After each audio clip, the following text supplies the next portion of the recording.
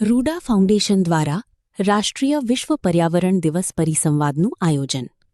રૂડા foundation દ્વારા પ્રકૃતિ દ્વારા પ્રેરિત આબોહવા માટે આપણા ભવિષ્ય માટે થીમ પર રાષ્ટ્રીય વિશ્વ પર્યાવરણ દિવસ પરિસંવાદનું આયોજન કરવામાં આવ્યું હતું.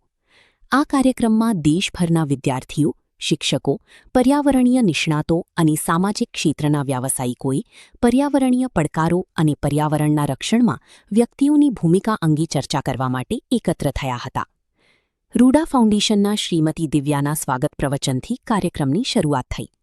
રૂડાના સીઈઓ શ્રી સંજીવ અરોરાએ સહભાગીઓને સંબોધિત કરતા કુદરતી સંસાધનોનો ઉપયોગ કરીને સાથે મળીને કામ કરવાના અને જવાબદારીપૂર્વક કરવાના મહત્વ પર ભાર મૂક્યો. સેન્ટર ફોર એન્વાયરમેન્ટલ એજ્યુકેશન સીઈઈના વરિષ્ઠ નિયામક શ્રી પ્રભજોત સોઢીએ પર્યાવરણીય સંરક્ષણ અંગેના પોતાના વિચારો શેર કર્યા અને સહભાગીઓને તેમના રોજિંદા જીવનમાં ટકાઉ પ્રથાઓ અપનાવવા પ્રોત્સાહિત કર્યા. જમ્મુ અને કાશ્મીર, ગુજરાત, પંજાબ અને અન્ય રાજ્યોની શાળાઓ, કોલેજો અને યુનિવર્સિટીઓના વિદ્યાર્થીઓ અને શિક્ષકોએ પરિસંવાદમાં ભાગ લીધો. આબોહવા પરિવર્તન, પર્યાવરણીય સંરક્ષણ, લીલોતરી જીવનશૈલી, ટકાઉ જીવનશૈલી અને ભાવિ પેઢીઓ માટે પ્રકૃતિના સંરક્ષણના મહત્વ જેવા વિષયો પર પ્રસ્તુતિઓ આપવામાં આવી હતી. આ ચર્ચાસત્ર દરમિયાન સહભાગીઓએ પર્યાવરણીય મુદ્દાઓ અને વ્યવહારુ ઉકેલો પર પોતાના વિચારો શેર કર્યા. ચર્ચામાં કચરો ઘટાડવા, કચરાના યોગ્ય અલગીકરણ, રિસાયકલિંગ, વીજળી બચાવવા, પ્લાસ્ટિકનો ઉપયોગ ઘટાડવા અને ચાલવા, સાયકલ ચલાવવા અને જાહેર પરિવહનનો ઉપયોગ કરવા જેવી પર્યાવરણની અનુકૂળ આદતોને પ્રોત્સાહન આપવા પર ધ્યાન કેન્દ્રિત કરવામાં આવ્યું હતું. સહભાગીઓએ ભાર મૂક્યો કે વ્યક્તિઓ દ્વારા લેવામાં આવેલા નાના પગલાં પર્યાવરણીય પડકારોને ઉકેલવામાં મોટો ફરક લાવી શકે છે. કાર્યક્રમનું એક મુખ્ય આકર્ષણ કચ્છ જિલ્લાના દૂરના ગામડાઓના વિદ્યાર્થીઓની સક્રિય ભાગીદારી હતી. દેશના સૌથી મુશ્કેલ ભૌગોલિક વિસ્તારોમાં સ્થિત હોવા છતાં આ વિદ્યાર્થીઓએ પર્યાવરણીય સંરક્ષણ અને ટકાઉ જીવન પર વિશ્વાસપૂર્વક તેમના વિચારો રજૂ કર્યા. તેમની ભાગીદારીએ ગામના યુવાનોમાં વધતી જતી પર્યાવરણીય જાગૃતિને પ્રતિબિંબિત કરી અને દર્શાવ્યું કે અર્થપૂર્ણ પર્યાવરણીય કાર્યવાહી દેશના દરેક ખૂણેથી બહાર આવી શકે છે. એગ્રોસેલ ફાઉન્ડેશનના શ્રી વિશાલ મિશ્રાએ સિમ્પોઝિયમ માટે જ્યુરી સભ્ય તરીકે સેવા આપી, પ્રસ્તુતિઓનું મૂલ્યાંકન કર્યું અને સહભાગીઓને, ખાસ કરીને વિદ્યાર્થીઓને, તેમના સમુદાયોમાં પર્યાવરણીય જવાબદારીના રાજદૂત બનવા માટે પ્રોત્સાહિત કર્યા. વિવિધ સંસ્થાઓ અને સંસ્થાઓના પ્રતિનિધિઓએ પણ ચર્ચામાં ભાગ લીધો અને સહભાગીઓને હકારાત્મક પર્યાવરણીય પગલાં લેવા માટે પ્રોત્સાહિત કર્યા. શ્રી સંજીવ અરોરા દ્વારા આભાર વિધિ સાથે કાર્યક્રમનું સમાપન થયું. દેશના વિવિધ ભાગોના નિષ્ણાતો પાસેથી શીખવાની અને વિદ્યાર્થીઓ સાથે વાર્તાલાપ કરવાની તક મળી તેની સહભાગીઓએ પ્રશંસા કરી. ખાસ કરીને કચ્છ જિલ્લાના વિદ્યાર્થીઓએ પરિસંવાદમાં ટોચના સ્થાન મેળવ્યા, જેનાથી તેમની શાળાઓ અને સમુદાયોમાં ઓળખ ઊભી થઈ. આ પરિસંવાદ દ્વારા રૂડા ફાઉન્ડેશને પર્યાવરણીય જાગૃતિને પ્રોત્સાહન આપવા, યુવાનોની ભાગીદારીને પ્રોત્સાહન આપવા અને સ્વચ્છ, હરિયાળું અને વધુ ટકાઉ ભવિષ્ય બનાવવા માટેની તેની પ્રતિબદ્ધતાને પુનઃપુષ્ટિ કરી હતી. रूदा परिवार ने इस बार विश्व पर्यावरण दिवस 2026 बहुत सारे स्कूल और कॉलेजेस के साथ मिलकर मनाया, जिसमें जम्मू कश्मीर, पंजाब, दिल्ली और गुजरात, खासकर कच्छ रीजन के बच्चों ने पार्टिसिपेट किया. उन्होंने पर्यावरण का संरक्षण करने के लिए बहुत सारी अच्छी अच्छी बातें करी. बहुत सारे बच्चों ने अपना एक मैसेज सेपरेट किया, अपना एक्सपीरियंस शेयर किया, जो लार्जर लेवल पे एक जागरूकता फैलाने के लिए हमारी एक मुहिम का हिस्सा था. हमें यही लगा कि क्यों ना हम वर्चुअल एक कॉन्फ्रेंस करें जिसमें अलग अलग राज्यों से बच्चों का एक्सपीरियंस हम सुने और उसको एक बेस्ट प्रैक्टिसेस की फॉर्म में उनको फिर हम उनका डिसेमिनेट करें. तो ये हमारी इस पर कोशिश थी. खासकर मैं धन्यवाद देना चाहता हूँ हमारे गुजरात में, जो कच्छ में जो हमारे कुकमा, सुमरासर, बचोड़ी, खावड़ा, धोरडो, इन जैसी पंचायत से फार फ्लंग एरिया है ये, जहाँ के बच्चों ने इसमें पार्टिसिपेट किया और पर्यावरण को बचाने के लिए अपना एक्सपीरियंस भी शेयर किया और सक्सेसफुल एग्जाम्पल्स भी दिया. सो ये एक ऐसा प्रोग्राम था जिसमें हमारे एक जूरी मेंबर थे जिन्होंने ये सुना, और ये सारा जो प्रोग्राम था एग्रोसेल फाउंडेशन के सौजन्य से ये हम लोगों ने ये प्रोग्राम को रन किया. और इसमें एग्रोसेल से ही श्री विशाल मिश्रा जी ने इसको jury member as a participate किया और मुझे खुशी की बात है पूरे देश भर में जो बच्चों ने बोला उसमें हमारे कच्छ में भुज तालुका के बहुत सारे बच्चे फर्स्ट सेकंड थर्ड आए, उनको मैं आज मुबारकबाद भी देता हूं और ये मैसेज भी देता हूं कि बच्चों जो भी आपने सीखा, जो भी बोला, खाली एक दिन के लिए इसको इम्प्लीमेंट नहीं करना, ये पूरे जीवन भर आपके साथ रहना चाहिए, तभी हम आने वाली जनरेशन को बचा सकेंगे और एक रिस्पॉन्सिबल सिटीजन बन सकेंगे। धन्यवाद। नमस्ते सभी को, मेरा नाम दिव्या हीरा है और मैं रुदा फाउंडेशन से हूँ। 3 तारीख को हमने रुदा फाउंडेशन द्वारा एक ऑर्गेनाइज किया गया नेशनल लेवल सिंपोजियम, जिसमें भिन्न भिन्न प्रकार के बच्चे अलग अलग क्षेत्र से ज्वाइन हुए थे। हमने उस वर्कशॉप में बात किया कि कैसे हम लोग अपने रिसोर्सेज को सस्टेनेबली यूडिशली यूज करके उनको लॉन्ग रन तक ले जा सकते हैं, कैसे हम लोग अपनी हैबिट्स में छोटा छोटा बदलाव करके इस धरती को स्वच्छ, सुरक्षित और अपने रिसोर्सेज को लॉन्ग लास्टिंग बना सकते हैं।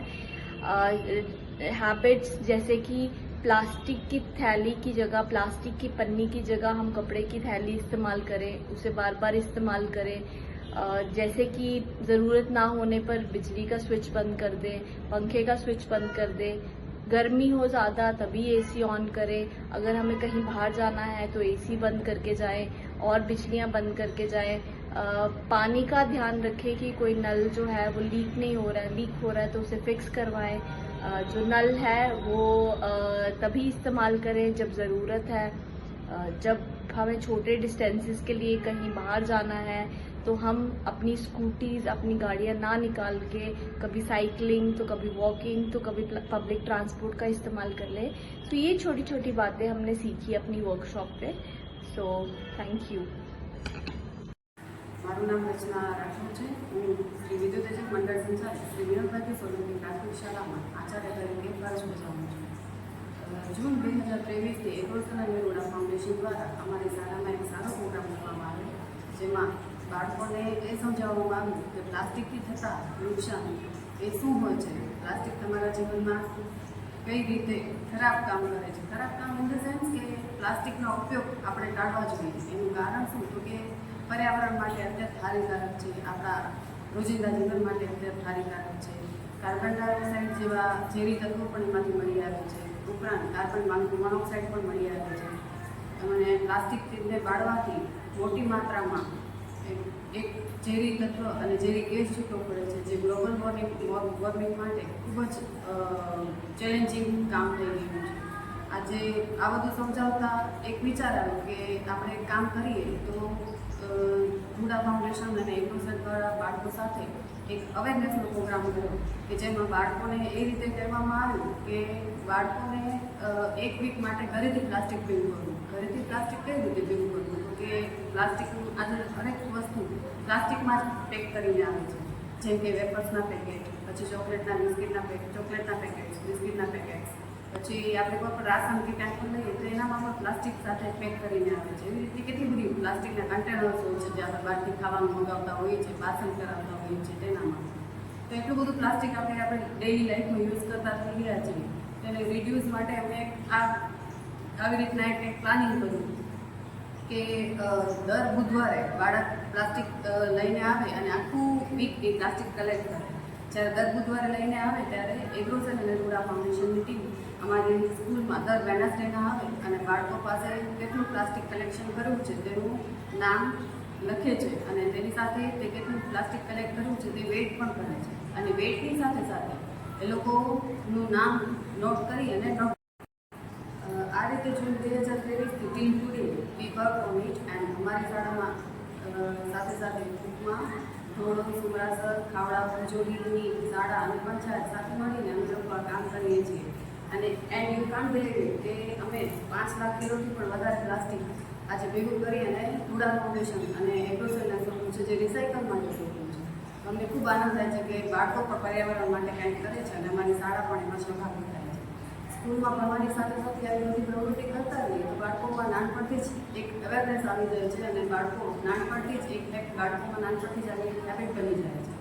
ઘણા પ્રોજેક્ટ ચાલુ થાય છે અને બંધ થઈ જાય છે, પણ આ શરૂ કરવું ઘણા પ્રોજેક્ટ એવા છે કે જે કામ કરવું સહેલું છે પણ ટકાવી રાખવું જરૂરી છે, સતત ચાલુ રાખવું જરૂરી છે. પણ જે નાના બાળકો કરે તો આપણે કેમ ના કરી શકીએ? જો બાળકો 2023થી કરી અને ટીલ ટુડે એટલે કે 2026 ચાલે છે ત્યાં સુધી આ કાર્યરત છે અને આ કામ આ જ રીતે અવિરત ચાલુ છે.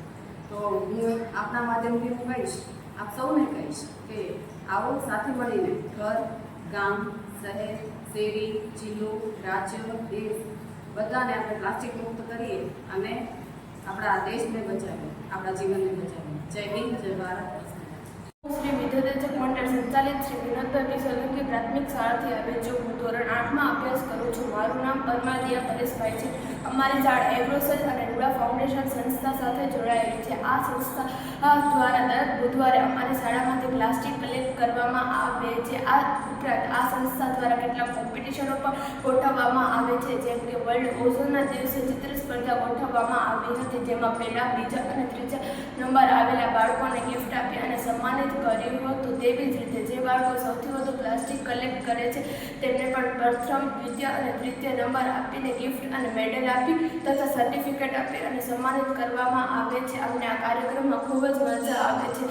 અમે અમારા આ ગામને પ્લાસ્ટિક મુક્ત કરીએ છીએ, એમાં અમે પણ થોડું યોગદાન આપીએ છીએ. ભણવાની સાથે આવી થોડી નાની નાની પ્રવૃત્તિઓ કરવાથી જાણવા અને શીખવા મળે છે. તેથી હું શાળા પરિવાર અને એગ્રોસેલ હાઉસને આભાર માનું છું કે અમને આવા સારા કામમાં અવેર રાખી અને તમારી સાથે જોડાયા તે બદલ આભાર.